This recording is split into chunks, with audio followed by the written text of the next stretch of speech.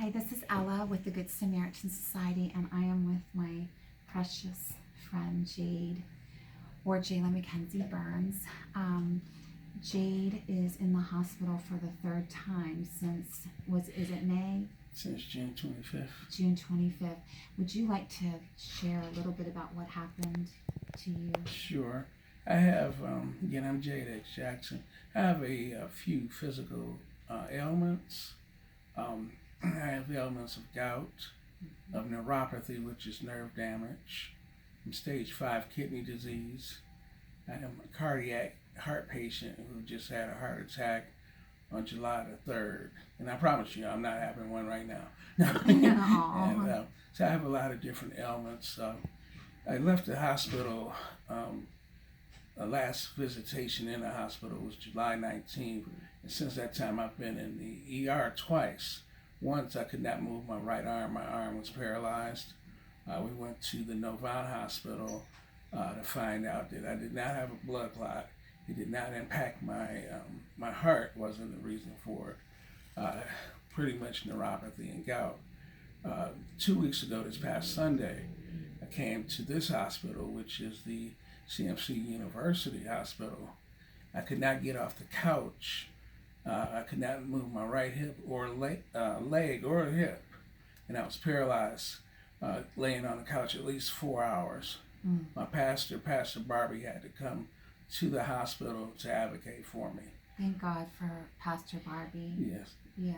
And I'm currently in the hospital again because of the same issues, not being able to ambulate. Yes.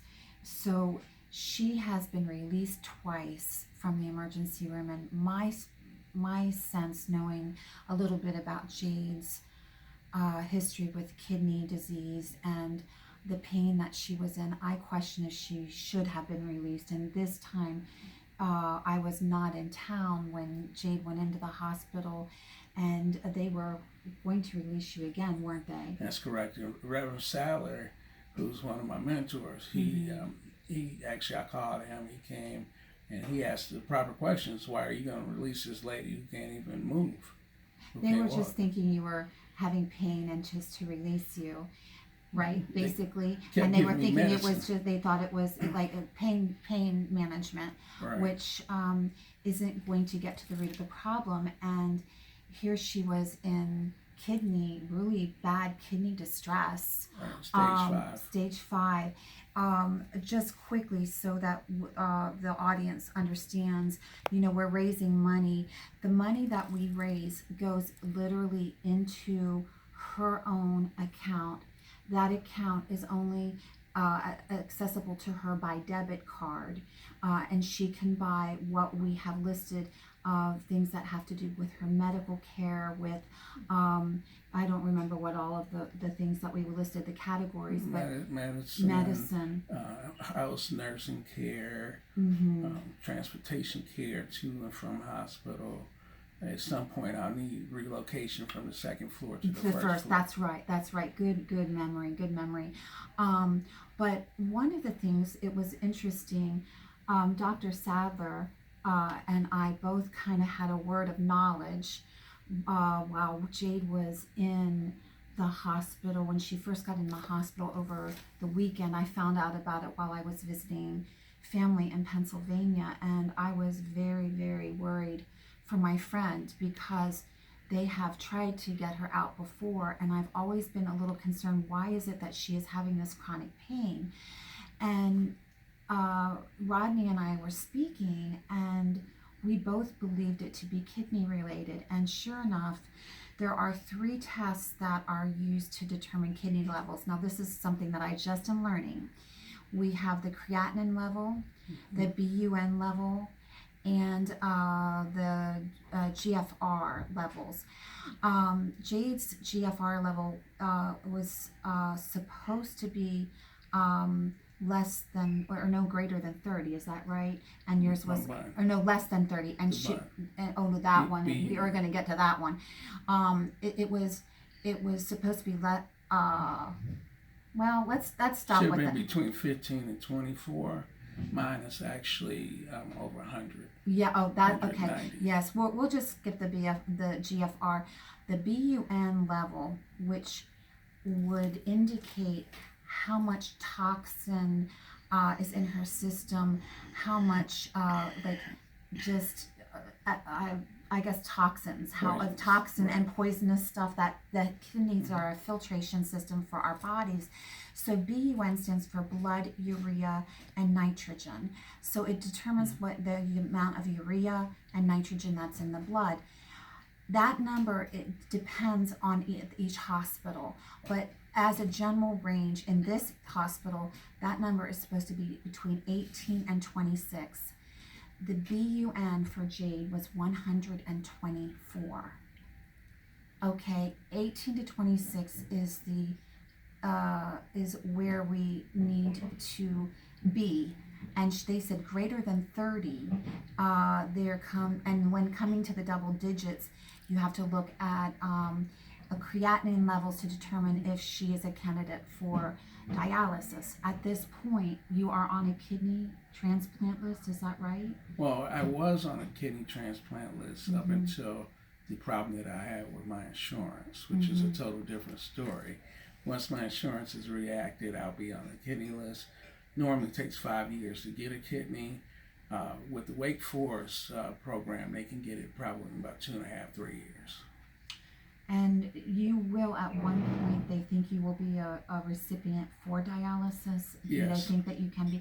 See, I found out through this hospitalization that when they check the BUN numbers and they check the creatinine level as well, and when they put these numbers together to determine is she a dialysis patient along with other factors. Right. So she's right now not getting dialysis, and I've been pushing, wondering why is she not on dialysis. And I can speak to that. And yeah, go ahead. I can speak to that. You get certain levels, like when we talk about the GRF, we talk about the BUN levels and the other. You have certain levels that put you in certain phases. Now, as of October of last year, I went into stage 4 of kidney disease. As of a couple of months later, about no later than February, I was in stage 5. My GRF, which that's just one metric that they take, once it drops to 15, you consider stage 5. I'm now in 11. Now, in terms of kidney disease and dialysis, I had temporary dialysis when I had heart catheterization to clean some of the poisons out of my system from the heart catheterizations. Right, and you were better then after you had a witness you being better. Temporarily. Yeah, yes. just for, it was not like a huge jump, but there was some relief in her body from pain, right? Right. So what's going on now is my doctor's partner, Dr. Mundra, is working on a procedure. It's a PN procedure where dialysis, I would go into a center, learn how to do the dialysis myself. I would have to teach back to the nurses. The nurses would come out to my apartment and make sure they inspect my apartment, make sure my apartment's clean enough and safe enough for me to do the home dialysis myself. It's a very good chance that there's a chance that it will not happen during the hospitalization, but it's a very good chance that it will happen very soon after. Right now, we're making sure that we have all of our paperwork in a row. For example, making sure I have enough work quarter credits. And since I've worked 30 years of my life, I'm maxed out on my quarter credits, so I'm eligible for benefits for Thank God.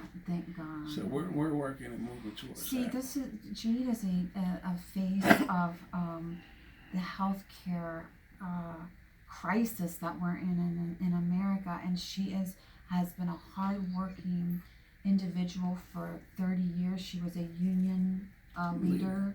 She did a lot of things prior to her disability and just taking over her life. And to see this woman before she went into the hospital the first time, how she was still functioning and speaking for the people, speaking for people that don't have a voice for themselves. See, Jade is an incredible advocate for others. she speaks on what are some of your subjects that you are most concerned about. Jade was. I speak on healthcare, number one. Mm-hmm. Speak on equality for all people when we talk about humanitarian issues, Yes. Such as poverty, such as ending homelessness, such as ending mass incarceration, voter suppression, such as not spending trillions of dollars on the war economy when yes. we could be spending it on the mass people, having a clean environment, getting rid of the hogwash farms, getting rid of yes. fracking, the pipelines, dirty water. Just having civilized, what Civilized, we deserve. Yes. Right, and justice. Right. We all deserve to have a just and fair world. That's right. So my friend, who is a friend to many, she is loved by many, is sitting in a hospital and cannot go out and earn money on her own. She is at the mercy of her friends and people that may not be her friend yet, but will see her as the friend that she is to all. As she has spoken, you spoke in Washington D.C. Oh, yes. and there were up to was it 100? We had 50,000. Oh, 50,000. Excuse me. I saw one report that I think it said around 100. But I can't remember. I don't know what. I mean, how do you know at that point when it's so big? But Jade has been a voice for many people that do not have a voice, and she has sacrificed her health. Somewhat by representation, because she is a true advocate, a true person that feels from the heart. And so now it is our turn to help this precious woman and aid her in getting her medicine. Just tell them how much your eye medication is. Oh my gosh.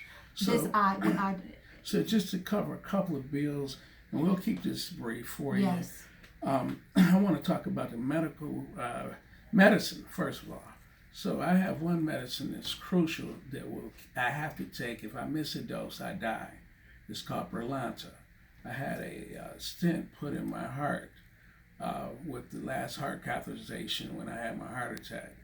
That Brilinta by itself is $350 a month. Yes. Okay. The medication that I take, total medication I take, will cost roughly $700 a month.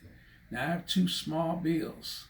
They won't sound small to you guys, but out of the portion of bills that I have, just a small sample size. I got one shot in this eye in April and May. March and April. One shot in the right eye, March and April. Those total shots came to $16,900. What is that for? That is macular edema, and if I do not get those shots, I go permanently blind. Another example is my kidney bill. Kidney neuropathy. My kidney bill is $3,900, and that's just from a small period of time, from the time I was in the hospital in June 25th. Up until now, roughly $4,000, and my appointments are probably once a month. So the eye thing that will keep you from going blind is the $16,500. Is that for 2 months? And are you supposed to have it? $16,900 is for 2 months. Are you supposed to have it every month? Yes, one shot in each eye every month. One shot in each eye. So that is. Do you see difficult. what we need? We need major help. Now they're working on the healthcare but we really need to help our sisters. So all the money raised, we do have, I am the president and founder of a nonprofit, and none of the money will be going to me. None of the money will be going to the charity in any way. Every portion, every penny that you give, less GoFundMe fees, and if there's any transfer fees, I don't think that there were any transfer fees from a second or third party source, goes directly to her. She will access it by debit card and try to pay for her life to eat. I mean, how do you even conceive of these things? But for bookkeeping purposes and for business practices, any receipt or any expenditure I will have a receipt stapled to a ledger, and all the bank records will be open, so people could see that. Yes, Jade is a very honest person, and of course, you know, I have a reputation in the community as being that as well. So please give with generosity. If you're listening to this at the end of the year and you need to bless someone with a large gift, we will give you your tax exempt. We're tax exempt, so you will get a letter so that you can present it with your taxes. But I thank you, Jade, for taking your time today to help explain this a little bit more. And I would, some people may not be able to give money, but you can give your prayers and your encouraging words. Yeah. And all of those things are important. So give from where it comes from the heart. And right now, I have a free book for some people. If people like to read, let's see, where is that book at? Let me show you. Let me play Price is Right. I have a book that was published August 28th, 2012, and it tells about my life. A lot of times there's people who jump into the firework and say, hey, I'm a fighter, you know, I'm a civil rights activist or a human rights activist. And all they do is they just want to do it for the moment. Right. This book shows where I've been doing it all of my life. Because she has had no choice but to do it her whole life. That's right. Can you tell them just briefly, you're a survivor through what this book kind of, for people that don't know you, it's your journey. It says overcoming challenges of biracial birth, adoption, gender identity, and depression. So it shares her story of growing up as a biracial child that was abandoned in the hospital by her mother. That's and right. Then dealing with gender identity issues in the 60s and 70s, right? Is that about the time? Right. And what 65. In 1965, I was born, 1965, November 11th, born to biracial parents. And I'm just giving you a 2-sentence snippet of it. My mother's family, being Caucasian, did not want me in the family because of me being an African-American male. So she left me in the hospital. I went through a lot of different challenges throughout my life. With African Americans, by being light-skinned, I had challenges with other African Americans. I also had issues with gender identity. All my life, I fought gender, fought who I was by joining the Marine Corps, playing football, getting married, doing other things to try to suppress my gender feelings. However, it didn't work. I got kicked out of my adopted mother's life. So not only was I kicked out of my birth mother's life, I was kicked out of my adopted mother's life the last 4 years of her life when I revealed to her that I am a transgender female. So that is still, of course, very raw for Jade and heartbreaking. She was very loved by her father, who is now living with God, and she is very loved by this community of people. And so this book is an excellent resource, and Jade is a devout Christian woman, yes, isn't that right? Absolutely. So Christians, we need to start thinking outside of the box. Things are not as easy as what politically people want to make it, or religiously. This is a case of a woman that truly loves God with all of her heart, soul, and mind, and strength. And serves God to lead me as a vessel. And she's given of her life for the causes that affect poor people. So Jade, God is going to keep you. I believe that with all of my heart. And please, I'm only saying this, buy her book. That will help her. It will help the community understand. It will help you. It will help you. It will help understand the challenges of transgender adoption. Does it help me with the LGBT, the adoption. Yes, and depression. Yes, it will help you understand so many things, and you will have people in your life that you can relate somehow in this book to their struggles, or you yourself. So the book was written to help people. Right. So you can order it on Amazon, right? Yes. Amazon. Okay. And don't throw my book at me when you get it. Well, I love this woman I love this with one. all of my heart. This is my sister. And I adore her, and we must come by her and do all we can to assist her in this time of crisis. So thank you so much. Blessings to you, and thank you for watching this video.